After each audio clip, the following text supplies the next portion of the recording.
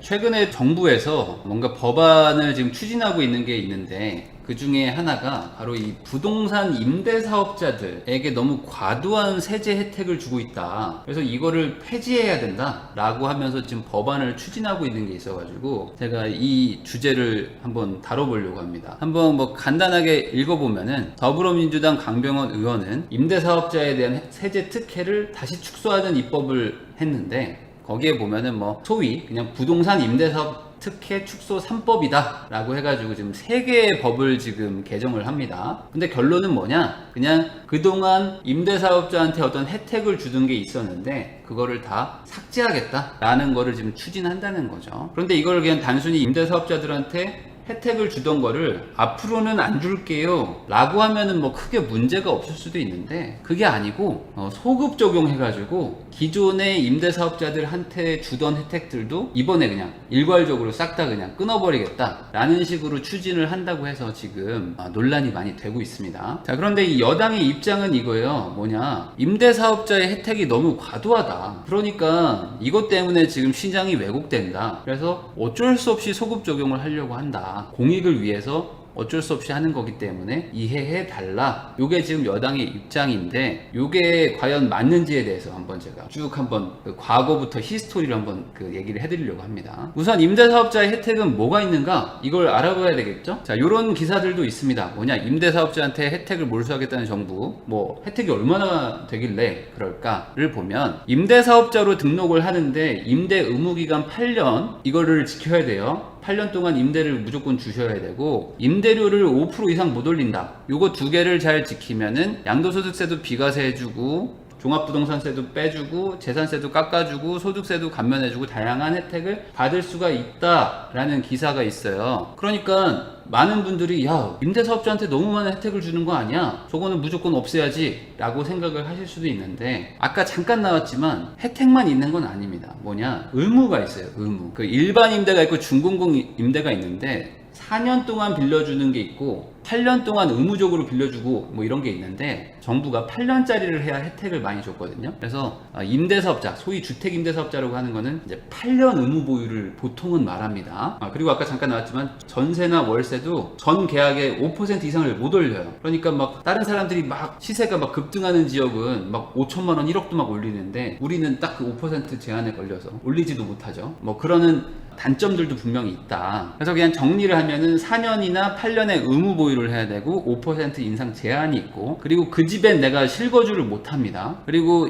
임대사업자 등록한다는 건 당연히 사업자도 낸다는 거고, 그러면 건강보험료가 막 직장가입자에서 지역가입자로 막 바뀌는 분들도 있고, 뭐 피부양자에서 지역가입자로 바뀌는 분들도 있고, 임대소득세들도 막 부과하고 막 이런 것들이 있었어요. 자, 그래서 지금 기사나 최근에 정부의 얘기를 보면은 임대사업자가 엄청 좋은 거여가지고 너도 나도 막 신청을 했다라고 착각을 할 수가 있는데, 임대사업자 제도는 과거부터 있었거든요. 근데 그때도 사람들이 잘 안 하려고 했었어요. 저도 임대사업자를 2013년? 한 7년 전에 등록을 했지만 그때도 사람들이 되게 꺼렸어요. 왜 그러냐? 혜택 대비 의무가 너무 과도한 거야. 이게 무슨 소리냐? 자, 집을 4년 아니면 8년 동안 의무 보유를 하고 의무로 임대를 줘야 돼. 그러니까 아니, 집값이라는 게 오를 수도 있지만 떨어질 수도 있잖아요. 그리고 특히 2010년대 초반은 막 집값이 막 떨어지고 하우스 푸어라고 해서 뭐 서울에 집 사면 미쳤다고 하고 막 그럴 때였어요. 그러니까 최근에도 집값이 한번 막 떨어진 적이 있었어. 근데 8년을 막 의무적으로 보유를 하라고? 야, 그러다 중간에 집값 떨어지면 어떡하냐? 나 중간에 팔지도 못하는데, 거기다가 중간에 팔면 막 과태료도 막 1,000만 원, 3,000만 원 내야 되는데 이거 하는 게 맞나? 하고 하면서 막 사람들이 안 하려고 했단 말이죠. 거기다가 이것도 있어요. 아까 임대료를 올릴 수는 있는데 올릴 때는 5% 상한선이 있어요. 그러니까 막 어떤 동네는 10%도 오를 수도 있고 20%도 오를 수 있고, 아니면 어떤 때는 안 오르다가 한 번에 10% 20%도 오를 수도 있는데, 무조건 계약할 때마다 5%밖에 못 올리니까, 야, 올릴 때는 많이 못 올리는데 그럼 반대로 내릴 때는 그러면 하한선이 있냐? 하한선은 또 없거든요. 그러니까 내려갈 때는 또 그냥 시세대로 다 내려줘야 돼. 그리고 다시 올릴 땐 거기서 또 5%예요. 그러니까 이거는 너무 불합리한 게 아닌가? 그리고 건강보험료도 막 내라고 하죠. 그다음에 소득세도 막 부과한다고 하는데, 이거 별로 안 하고 싶은데? 라고 생각을 한단 말이죠. 그래서 실제 등록하는 숫자가 아주 저조했습니다. 현 정부 초기부터도 잘 등록을 안 하려고 했었어요. 자, 그런데 2017년에 5월에 대통령 선거가 있었고, 그 다음에 이제 8월에 우리가 다들 아는 파리부동산 대책이 나옵니다. 뭐 정책을 아주 간단하게 요약을 하면은 앞으로 서울에 대출 안 해줄 겁니다. 그리고 양도세는 더 때릴 겁니다. 그리고 종부세를 더 때릴 거예요 라고 하는 정책이 발표가 됩니다. 그러니까 사람들이 막 겁에 질립니다. 왜냐면 집을 2채 가지고 있는 사람도 있고 3채 가지고 있는 사람도 있는데 종부세를 이제 앞으로 엄청 내라고 하니까, 양도세도 막 60%씩 내라고 하니까 이거 어떡하지? 특히 다주택자들은 세금을 더 내라 라고 하니까 막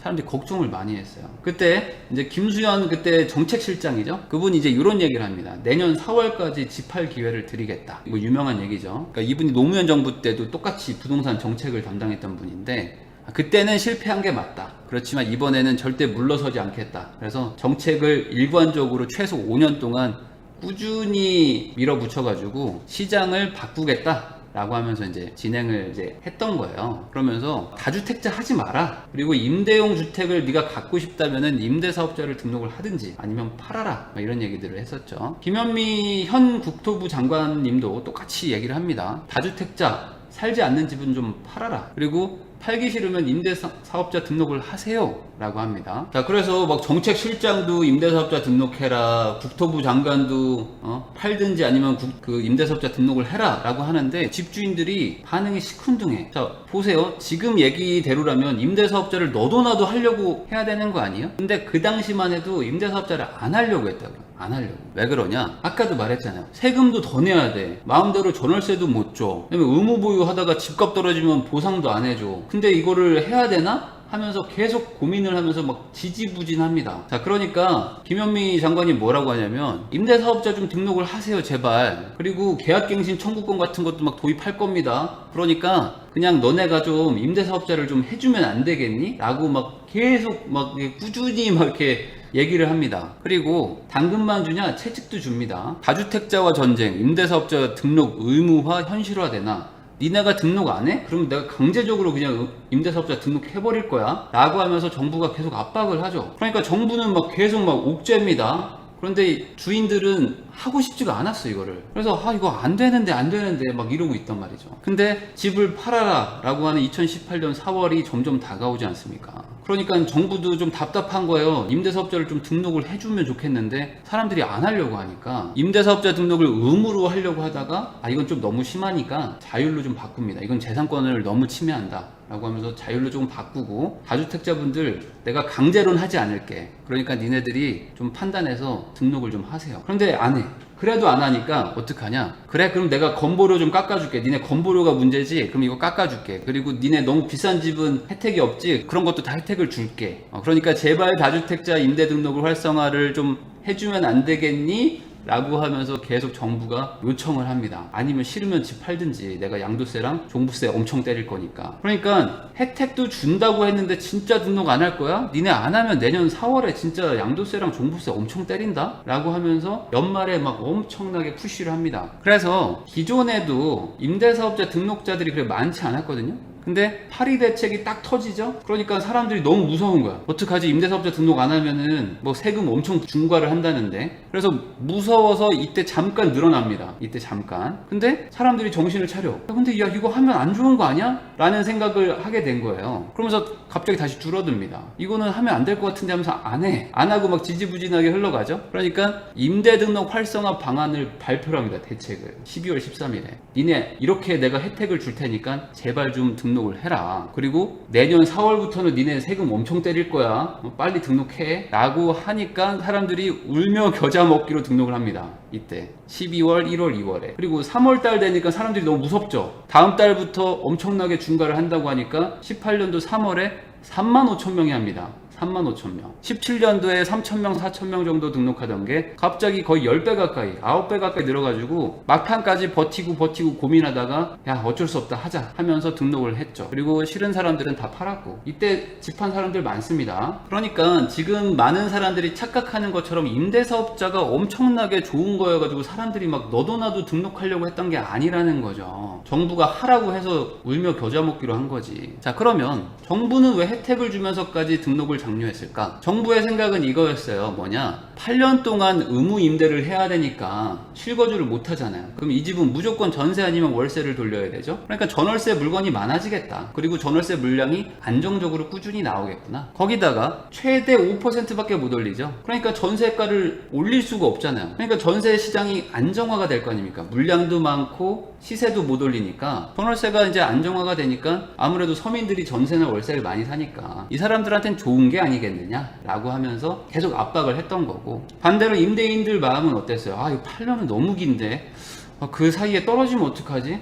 어떡하지? 거기다 올릴 때는 5% 상한밖에 못하는데 내릴 때는 무제한으로 떨어지는 거 아니야? 야, 이거 이러다가 큰일 나는 거 아니야? 집값 떨어지면 나 어떡하지? 과태료도 막 3천만 원으로 올린다고 하는데. 그래도 우선은 세금을 엄청 때린다고 하니까 피하고 보자 하면서 등록을 했었다. 그러니까 혜택이 아니고 너를 때릴 거니까 싫으면은 등록해였어요. 이게 정확한 표현이라고 볼 수가 있습니다. 그래서 아까 말했듯이 막판 18년 3월 달에 3만 5천 명이 등록하는데, 이 사람들도 대부분 다 양도세나 종부세가 무서우니까 뭐겠습니까? 비싼 집들이나 양도세나 종부세가 무섭잖아요. 싼 집들은 별로 안 나오니까. 그래서 대부분 서울시나 경기도, 부산 이런 데 좀 고가들, 상대적으로 좀 비싼 집들이 많이 임대 물건으로 거의 뭐 반강제적으로 막 등록이 되는 거죠. 싫으면 팔고. 그래서 그때 어떤 일들이 일어났냐면 재빠른 임차인들이 있었을 거예요. 뭐냐? 야, 그럼 이제 장기 이 8년짜리 의무 보유하는 임대 물건들이 많이 등록이 된 거 아니냐. 그러니까 그런 집들은 이제 5%밖에 못 올리는 거 아니야? 그럼 이거 8년짜리 장기 전세나 똑같은 거네 라고 생각을 하면서 그 신혼부부나 조금 좀 눈치 빨랐던 전세를 좋아하는 분들은 이런 집만 찾아다니면서 전세 계약을 했습니다. 그 집 혹시 뭐 준공공 임대 8년짜리 의무보유 그거 등록했나요? 해서 했다고 하면 뭐 집도 안 보고 계약금 쏴. 막 이런 적들이 있었습니다. 왜냐면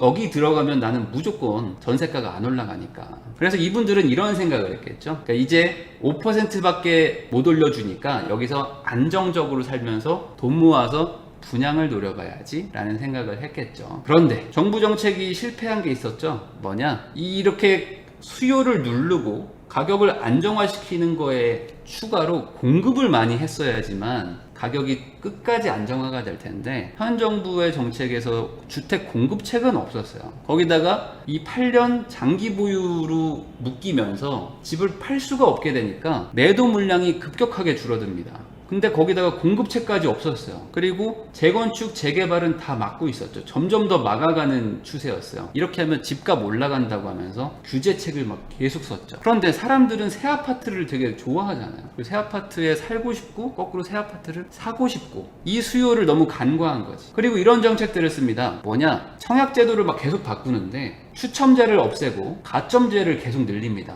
그래서 가점제를 막 100%까지 늘려버려요. 그러니까 가점제라는 건 뭐예요? 무주택자로 오래 있어야 되고, 청약통장도 오래 있어야 되고, 그리고 부양가족도 많아야 되고 이렇습니다. 그러니까 정부의 취지는 그거였을 거예요. 추첨제로 하면은 다주택자나 뭐 금수저들이 막 청약을 당첨되는데 이거는 막아야 되는 거 아니냐. 지금까지 고생한 무주택자, 나이 많은, 부양가족 많은 사람들이 당첨되는 게 맞는 거 아니냐 라는 생각이었겠죠. 그래서 다 가점제로 돌려버리는 거예요. 거기다가 8.2 부동산 대책, 9.13 대책 다 뭡니까? 대부분 다 대출을 규제해버리는 거였죠. 그러니까 대출은 점점 더 안 해줘. 그리고 청약제도는 다 가점제로 돌려버려.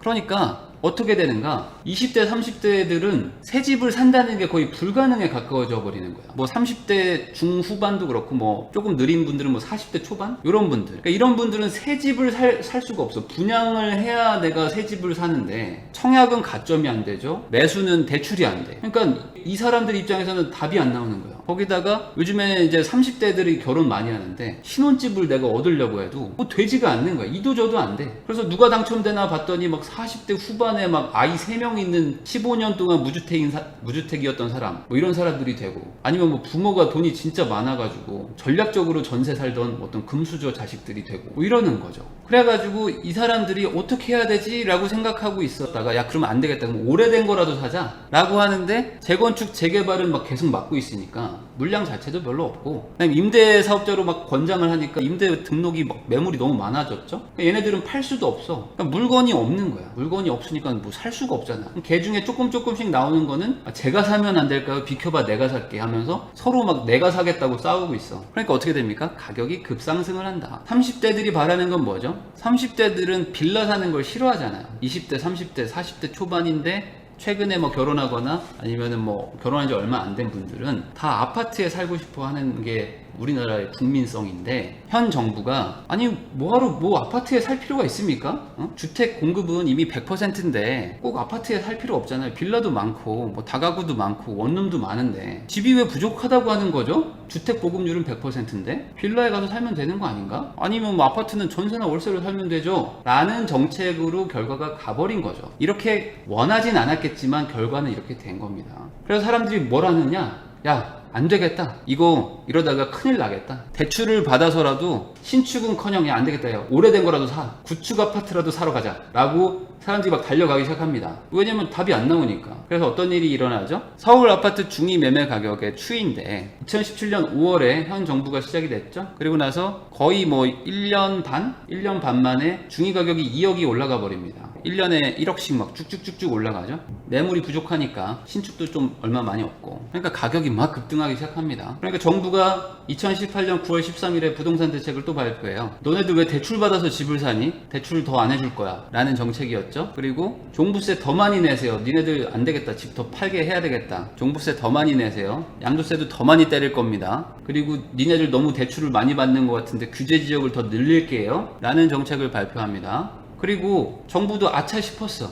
아차 싶어가지고 임대사업자들 생각해보니까 얘네들은 다 여기서 내가 앞으로 규제를 하는데 얘네들은 다 비껴나가잖아. 얘네는 해당이 안 되잖아. 그럼 임대사업자를 늘리면 안 되겠다 라고 생각을 한 거예요. 2018년 9월 13일에. 그래서 임대사업자 혜택도 너무 과한 것 같으니까 다 없애버리겠습니다 라는 정책을 씁니다. 그래서 2018년 9월 13일 대책 이후로 임대사업자의 혜택은 사실 거의 없어요. 그래서 9.13 대책을 보면은 이젠 임대사업자 해도 양도세, 소득세 중과할 거예요. 그리고 세금 혜택 다 없애버릴 겁니다 라고 얘기를 해요. 그런데 의무보유는 하셔야 돼요 라는 거였어요. 이 정책의 취지를 보면 물론 저가의 비규제 지역의 일부는 여전히 혜택을 주긴 줬습니다. 그렇지만 웬만한 지역에서는 임대사업자의 혜택이 다 없어져 버려. 근데 의무보유는 그대로 둡니다. 그러니까 사람들이 약간 황당하잖아요. 아니 혜택이 얼마 많지도 않았는데 의무는 그대로 하라고 하면서 혜택을 다 없앤다고요? 그러면 우리가 이걸 왜 합니까? 이렇게 얘기를 하니까 맞아, 하지 말라고 바꾼 거야 라는 게 정부의 취지였어요. 그러니까 어떤 일이 일어나느냐, 2018년 4월까지 파세요, 안 그러면 양도세 엄청 때릴 겁니다 하니까 이때 2018년 3월에 35,000명이 갑자기 임대사업자 등록을 하죠. 똑같습니다. 2018년 9월 13일에 정책 발표를 하죠. 그러니까 이때 바로 그냥 급등합니다. 임대사업자가 급등해. 이제 혜택이 없어진다고? 야 그럼 야 지금 해야 되겠다. 안 되겠다. 지금이라도 하자 하면서 잘 안 하다가 갑자기 늘어나. 야 앞으로 이거 세금 혜택 없어진대. 야 그럼 지금이라도 하자. 막판 불꽃이 터지는 거죠. 그러니까 어떻게 되죠? 물건이 더 잠겨버려. 그나마 있던 것도 더 없어져요. 그런데 여전히 재건축, 재개발은 계속 규제를 합니다. 그러니까 사람들이 이제 어떻게 합니까? 간간히 나오는 신축 아파트들은 미친듯이 폭등하는 거야. 미친듯이. 아크로 리버파크가 30억을 찍기 시작합니다. 이때부터. 그러니까 옆에 있던 레미안 퍼스티지가 야 제가 30억인데 왜 우리가 20억이야? 하면서 우리도 같이 올라갑니다. 그러니까 얘가 올라가니까 나도 올라가야지. 야 그래도 이 정도면 괜찮은 아파트 아니야 하면서 구축 아파트들도 같이 올라가요. 왜냐? 물건이 없으니까. 물건이 없어요. 그러니까 집주인들도 이제 불안하죠. 집값이 너무 올라가는데 서울의 중위 가격이 6억에서 갑자기 8억 9억으로 올라가는데 너무 올라갔는데 이거 거기다 종부세도 계속 때린다고 하고 이거 좀 너무 부담되는데 여보 좀 팔아야 되는 거 아닙니까? 라고 걱정하는 부부가 있었겠죠. 그 부부가 세무사를 찾아갑니다. 또 세무사를 상담을 해보니까 양도세를 62%를 내라는 거예요. 양도세로. 이분들이 황당하겠죠. 네? 뭐라고요? 저희 집 6억이 올랐는데요. 아 그러세요? 그러면은 세금을 3억 6천만 원 정도 내셔야 되는데요. 아 정말요? 네 맞아요. 이게 지금 법이 그래요. 아 그렇군요. 그러면은 우리가 이거를 팔면 안 될 것 같은데, 차라리 종부세 내는 게 맞을 것 같은데 라고 생각하면서 팔려던 사람들도 못 팔아요. 그랬더니 정부가 뭐라고 합니까? 그래? 니네 안 팔아? 좋아, 그럼 종부세를 더 때리면 되지. 그러니까 사람들이 뭐라고 생각합니까? 양도세를 62%를 내야 되는데 종부세를 이제 1가구 2주택자면 뭐 종부세 3천만 원씩 내라고? 야, 이거 어떻게 해결하지? 그러면은 차라리 그냥 우리 아들 줄까? 우리 딸 줄까? 라고 생각하면서 팔지를 못합니다. 왜냐면 양도세보다 증여세가 싸게 먹히거든요. 그러니까 무슨 일이 일어납니까? 2018년도부터 서울의 아파트 증여가 급증합니다. 급증. 세금으로 양도세로 다 뜯길 바에는 차라리 우리 아들 준다, 우리 딸 준다라고 하면서 거기다 종부세까지 낸다고 하는데, 그러면은 세대를 분리해가지고 우리 자식 주면 되는 거 아니냐? 라고 하면 어차피 줄 건데 하면서 먼저 줘버리는 거죠. 그러니까 어떻게 됩니까? 매물이 더 없어져요. 가격은 계속 상승합니다. 그러니까 이제 사람들이 패닉 바잉 현상이 일어나는 거야. 뭐냐? 그냥 묻지도 따지지도 않고 우선 사는 거야. 왜냐면 도저히 답이 안 나오니까. 물건은 없는데 그나마 조금씩 나오던 것들도 이제 다 사갔어, 사람들이. 그래서 계속 언젠간 나오겠지 하고 기다리는데 안 나와. 알고 봤더니 다 증여로 돌리고 있는 거야. 법인으로 돌리고 있고. 이거 어떡하지? 가격은 계속 올라가는데 답 안 나오는데 사자, 그냥 사자. 그래서 2019년도에 여름부터 집값이 다시 막 폭등하기 시작합니다. 그러니까 정부가 작년 말에 12.16 대책을 또 발표를 하죠. 이걸 아주 요약하면 이렇게 됩니다. 대출은 더 안 해줄 겁니다. 그리고 15억 초과 너네들은 그냥 대출 아예 제로야. 강남 3구, 뭐 마포, 여의도, 용산, 목동 니네들 대출 아예 안 나와. 사지 마. 종부세 더 올릴 거야. 니네 이래도 안 팔 거니? 라고 하면서 더욱더 압박을 하죠. 그러니까 올해 초에 잠깐 주춤합니다. 거기다가 이제 뭐 전 세계적으로 막 난리였죠. 그러니까 집을 아예 보러 가지도 않아. 맞죠? 그리고 세입자들이 집을 보여주지도 않아. 그러니까 거래가 됩니까? 거래가 안 되죠. 그러니까 초반에 좀 잠잠했어요. 근데 비규제 지역들이 여전히 있었을 거 아닙니까? 그러니까 사람들이 너무 답답하니까 야, 우선은 저거 사놓고 저기서 뭐 어떻게 해결하다가 돈 모아가지고 다음에 좀 갈아타기로 가자 하면서 풍선 효과가 막 일어납니다. 그러니까 수도권 전역으로 막 상승세가 막 확대되는 거예요. 그러니까 정부가 어떻게 합니까? 2020년 6월 17일에 부동산 대책을 또 발표합니다. 야, 니네들 안 되겠다. 수도권 전체 다 규제 지역이야, 이제. 니네들 이제 대출 받을 생각하지 마. 이제 대출 안 해줄 거야. 그리고 대출 받으면 무조건 실거주해. 그러니까 집 사지 마. 라고 얘기를 하고, 그 다음에 용산, 청담, 삼성, 대치, 잠실, 니네는 앞으로 집값 엄청 폭등할 지역이니까 허가받고 살아 라고 하면서 특급지를 인증을 해줘버려요. 야, 너네는 특급지역이니까 국가 공인으로 인증을 해버립니다. 그러니까 어떤 일들이 일어나는가? 6.17 대책 때문에 중도금, 잔금 대출이 막혔어요. 저 계약금 날립니다. 왜 분양받았는데 왜 저한테 대출을 안 해주는 거죠? 하면서 막 사람들이 이제 막 어떤 집단 행동들을 하기 시작합니다. 왜 소급 적용을 합니까? 왜 이거는 위헌이 아닌가요? 하면서 막 사람들이 시위까지 해요. 그냥 일반 무주택자들이. 얼마나 답답하면은 막 무주택자들이 나와가지고 막 시위를 합니까? 그리고 아까 그 특급지로 인정해준 데들은 어떻게 되죠? 야, 규제 시행 전에 막차 타야 된다. 안 그래도 패닉 바잉이었는데 야, 안 되겠다. 야, 큰일 나겠다. 해서 잠실 집값 신고가 속출. 그러면은 신고가가 매매만 되느냐? 아닙니다. 전세가도 막 급등합니다. 왜냐? 야, 이제 전세 물건도 안 나온대. 그러면 있는 거라도 빨리 지금 들어가 있어야겠다. 라고 하면서 갑자기, 왜냐면 이 용산, 잠실, 삼성, 대치, 청담 이쪽은 사람들이 되게 살고 싶어 하는 동네 아니에요. 그러니까 야, 이러다가 전세도 못 들어가겠다 라고 겁이 나는 거예요.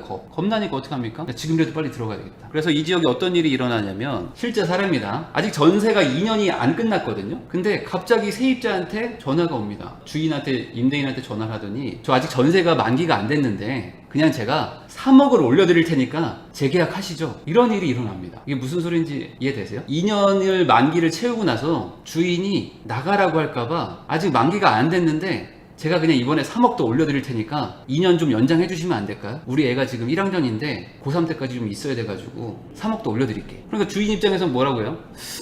나쁘진 않네요. 네. 그럴까요? 하면서 중간에 갑자기 재계약을 해.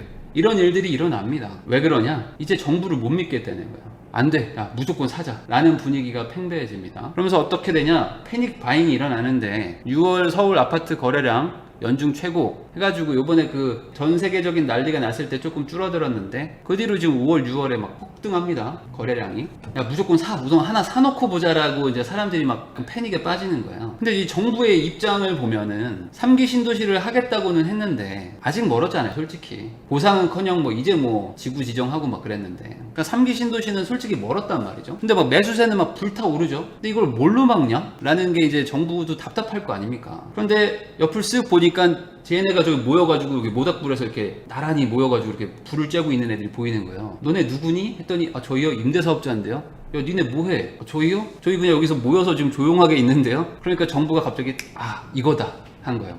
얘네가 있었네. 얘네가 물건 많이 가지고 있잖아 이거. 응? 얘네들 이거 싹 팔게 만들면 되겠다 이거 라고 생각을 한 거예요. 추정입니다. 제 추정. 야 김땡땡 기존 임대사업자들 세금 혜택 소급 적용해서 다 없애버려. 걔네들 다 종부세 혜택 받고 양도세 혜택 받아가지고 버티고 있었던 거잖아. 근데 이거 혜택 다 없애버리면은 종부세 못 버틸 거 아니야. 거기다가 양도세도 중과 때리면은 뭐 얘네들 못 버티고 팔겠지 뭐. 야 걔네들 혜택 다 없애버려. 거기다가 걔네가 싫다고 임대사업자 폐업을 해? 야 그러면은 한 채당 3천만 원씩 과태료인데 거기다가 그동안 받았던 세제 혜택 다 우리가 가산세까지 때릴 수 있잖아. 이거 완전 괜찮은 거 아니야. 이거 소급 적용해서 야 얘네들 다 혜택 다 뺏어버려. 그럼 물량 쏟아지겠는데? 라고 생각을 한 거죠. 그러니까 이 정책을 좀 펼치려는 이제 공무원들이 조금 좀 머뭇머뭇합니다. 저기요. 근데 이거는 혜택을 주기로 이미 해가지고 이게 진행이 되고 있는 건데 이거를 소급 적용해가지고 이거를 혜택을 없애면 좀 안 되지 않을까요?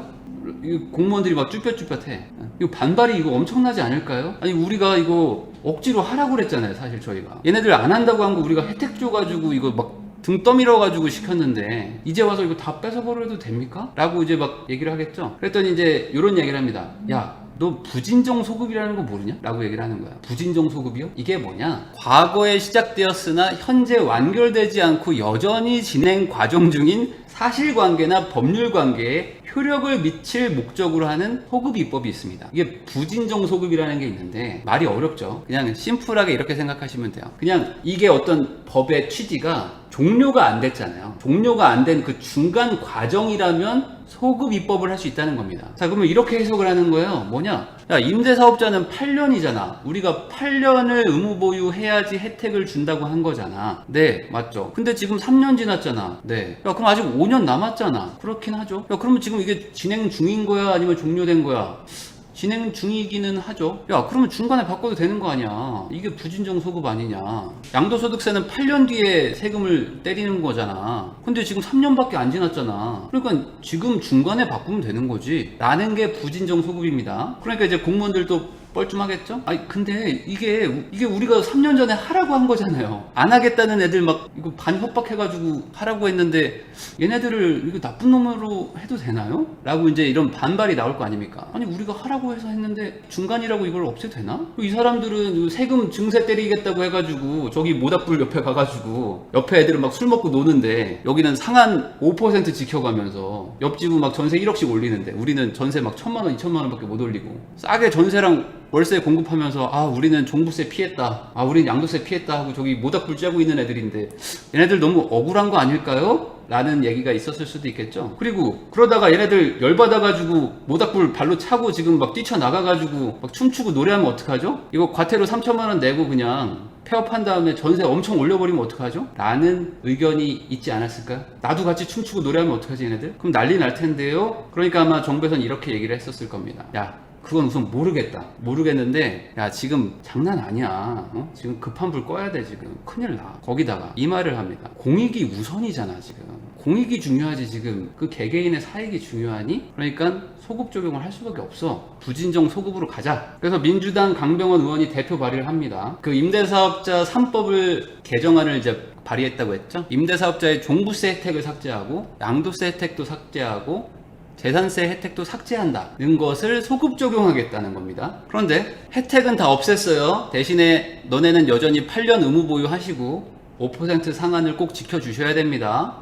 이게 뭐지? 그리고 위반하면은 과태료 3천만 원 내셔야 돼요. 대신에 혜택은 소급 적용해서 없애겠습니다. 그러니까 사람들이 약간 벙찌는 거죠. 야 이게 뭐라고? 우리가 지금 뭐 잘못 들었나? 하는 거예요. 옆에서 모닥불 쬐고 있던 애들이 네 뭐라고요? 하는 거예요. 저희한테 모닥불은 가져가시는데 추위에 벌벌 떨고 있으라고요? 앞으로 5년 동안? 그럼 저희가 이걸 왜 합니까? 맞아 니네 하지 말라는 말이야. 그러니까 하지 말라고. 그러니까 지금이라도 포기하라고. 그리고 기존에 너네들도 다 대상으로 할 거야. 새로 들어온 애들 뿐만 아니고 너네들도 다 대상이야. 알고 있어. 그러자 어떻게 됩니까? 임대사업자들이 집단 반발을 하기 시작합니다. 뭐야 이게 도대체 하면서 사람들이 열이 받죠. 근데 임대사업자가 몇만 명이냐면 52만 명이에요. 52만 명.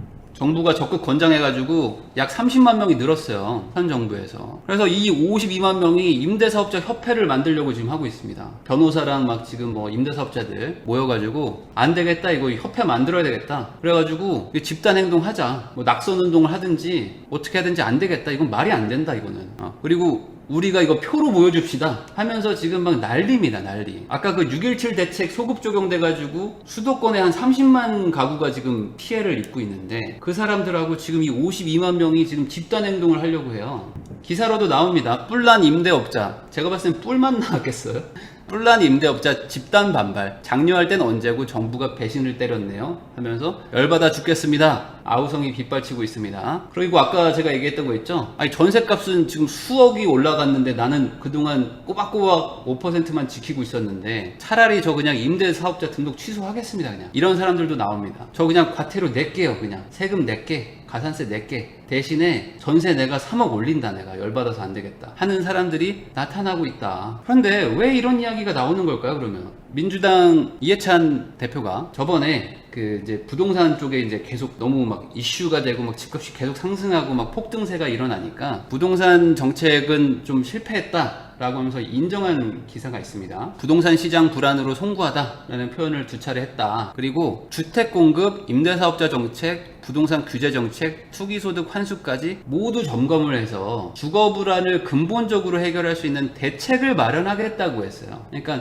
180석에 가까운 민주당 대표가 정책 잘못한 거 미안하고 전면적으로 다 재검토해가지고 근본적인 해결책을 마련하겠다라고 한 거야. 자, 현 정부가 지금 3년 차잖아요. 그러니까 이제 2년 남았죠. 그리고 2년 뒤는 이제 또 이제 대선이 있다 보니까 정부나 여당의 불안감이 있는 것 같아요. 지금 부동산이 뭔가 이게 뇌관이 되지 않을까. 집값이 계속 올라가는데 이걸 어떻게 막을 수 있을까. 지금 뚜렷하게 보이는 게 없는 거죠. 그러니까 이 불안감들이 지금 어떤 그 무리한 정책들로 지금 표현이 되는 게 아닌가. 초기 3년은 전 정권, 그러니까 박근혜 정부 때 공급 인허가를 많이 했어요, 그때. 그래서 그때 물량들이 막 입주가 들어오니까 그나마 좀 버텼거든요. 근데 앞으로 2년은 없습니다. 왜 그러냐? 제가 그래프를 보여드리면 현 정부가 17년도에 들어왔죠? 근데 17년도, 18년도, 19년도에는 그래도 물량들이 좀 늘어나요. 근데 이 물량들은 언제 인허가를 받았겠어요? 이때 받았겠죠, 과거에. 박근혜 정부 때 인허가 된 것들이 준공되면서 들어왔단 말이죠, 입주가. 그런데 반대로 멸실도 많았어요, 이때도. 그러니까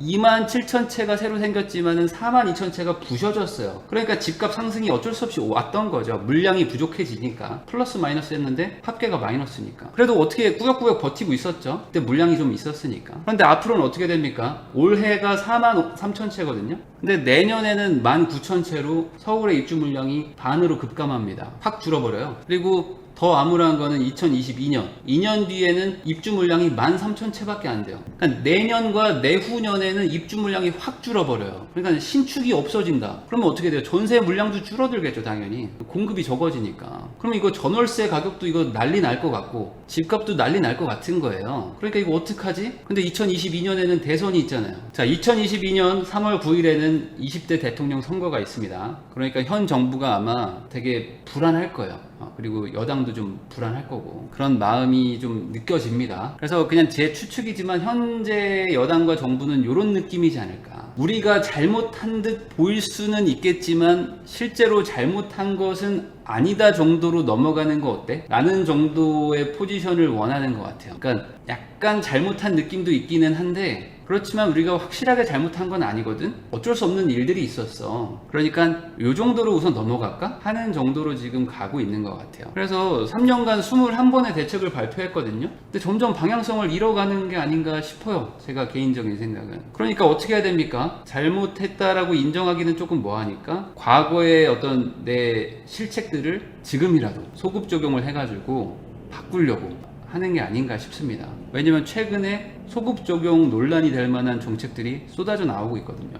그래서 뭔가 급한 불 끄겠다고 지금 너무 좀 약간 무리하는 게 아닌가 싶은 생각은 있어요. 그런데 다행히도, 다행이라고 하는 게 맞는지 모르겠지만 다행히도 여론이 너무 안 좋아졌어요. 이 임대사업자들이 막 들고 일어나고, 거기다가 지금 뭐 소급 적용한다고 지금 막 대출 규제 받는 그 수도권 한 30만 그 가구들, 그분들도 막 지금 열받아서 시위하고 뉴스 나오고 막 하니까 여론이 안 좋단 말이죠. 그래서 오늘 여당에서 한 발 물러납니다. 그래서 소급 논란, 임대사업자 혜택 폐지, 일괄 적용 아니다. 그래서 강 의원이 낸 개정안은 뭐 이러이러한 건데 뭔가 오해가 있었다, 그런 건 아니고 임대사업자들한테 새로 들어오는 애들한테 혜택을 없애는 거지 기존의 너네들한테까지 하는 건 아니야, 그건 좀 오해가 있다 라고 지금 약간 한 발 물러났어. 민주당은 부랴부랴 진화에 나섰다. 박성준 원내대변인은 소급 적용 자체가 위헌적 요소가 크기 때문에 그렇게 할 리가 없다. 그러니까 안 할 거다. 뭐 안 할 건데 너무 조금 오해를 했다. 과거 양성화를 위해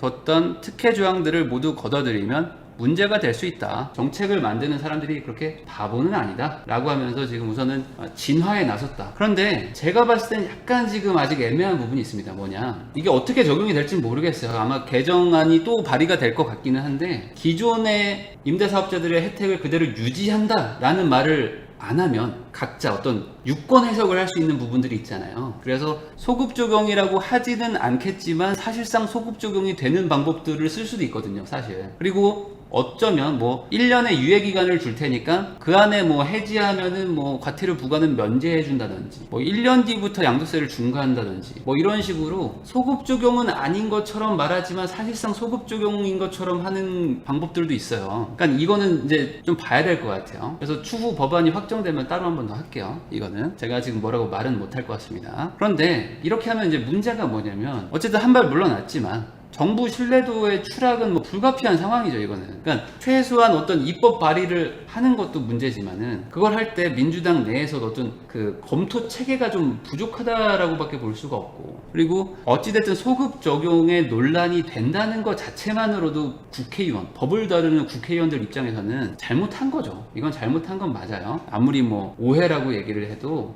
논란이 된다는 것 자체가 부담스러운 상황인 건 맞습니다. 그러니까 정부가 지금 기본 룰을 잘 안 지키려고 하는 게 있어요. 기본 룰을 잘 안 지키면서 약간 어찌 보면 막 간을 본다? 라는 게 있거든요. 근데 그러면서 어떤 정책을 믿어달라라고 하는 게 맞는가? 요거에 대해서는 조금 의문이 생기죠. 왜 그러냐? 지금 소급 적용 논란이 이 일만 있는 게 아니거든요. 아까도 잠깐 보여드렸지만은 6.17 대책 터지면서 수도권에 상당히 많은 분들이 지금 대출 규제가 지금 들어가면서 잔금 대출이 막 안 나온다고 하니까 갑자기 뭐 한 달 만에 막 어디 가서 1억을 만들어 와야 되고, 아니면 뭐 계약금 날린다고 하고 이러면서 막 사람들이 막 지금 막 눈물로 막 지금 막 모여가지고 데모하고 막 시위하고 막 이러거든요. 이런 일들이 지금 일어나요. 그러니까 어떻게 하느냐, 오늘이죠. 홍남기 부총리가 그 최근에 대출 한도 축소로 어려움을 겪는 아파트 분양자들에 대해서 보완책을 검토하겠다라고 또 얘기를 합니다. 그러니까 난 당장 지금 이사해야 되는데 소급 적용 받게 되면 그냥 집 포기하라는 거 아닙니까 하면서 막 사람들이 막 너무 막 억울해 죽겠습니다 하면서 시위를 하니까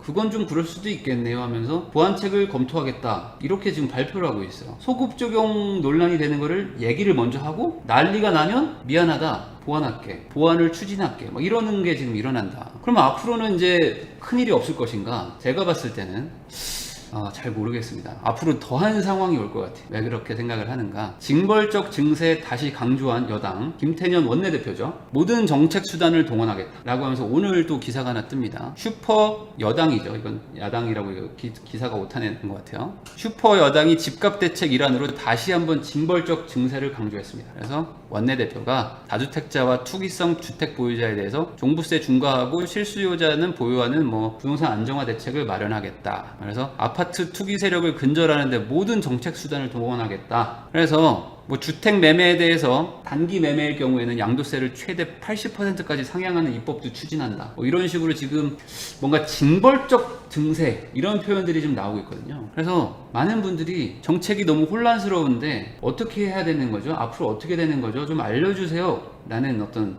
메일이나 질문들을 하는데, 제 대답은 이겁니다. 뭐냐, 아니 정부가 지금 뭐 기본적인 룰을 안 지키려고 하는데 뭐 예측이 무슨 의미가 있겠는가? 그냥 대응을 해야 되는 게 아닌가 싶습니다. 그냥 지금 뭐 기본적인 어떤 룰 안에서 뭐 움직이면은 예측도 해볼 수도 있겠는데, 그냥 뭐 지금 소급 적용 뭐 이런 단어들이 뭐 뉴스에 계속 나오는데 이러면 뭐 상상력이 무한해지는 거잖아요.